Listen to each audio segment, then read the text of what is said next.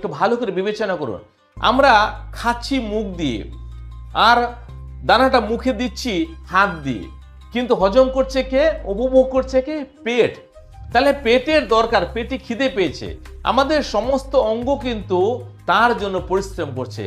আমরা পায়ে হেঁটে বাজারে গেলাম, হাতে ধরে সবজি কিনলাম, বাজারে নিয়ে এসে, বাজার থেকে নিয়ে এসে রান্না করলাম, তারপরে আমরা খাওয়া দাওয়া করলাম, কিন্তু উপভোগ করলো কে? পেটটা হলো, পেটটা কি আনন্দ উপভোগ করলো। তাহলে যদি হাত মনে করতো যে শুধু আমিই খাবো, বা পা মনে করতো যে আমি পরিশ্রম করছি আমিই খাবো, তাহলে কি হবে? না, পেটকে দিতে হবে। পেট নিজে খেয়ে আমাদের সমস্ত শরীরকে সবল করে। তেমনি আমরা যতগুলো প্রাণী আছি, আমরা ভগবানের এক একজন এক একটা অংশ। যেমন বললাম, আমাদের শরীরের অংশ, পেট বলেন, চোখ বলেন, নাক বলেন, পা বলেন, হাত বলেন, এগুলো কি আমাদের শরীরেরই একটা অংশ।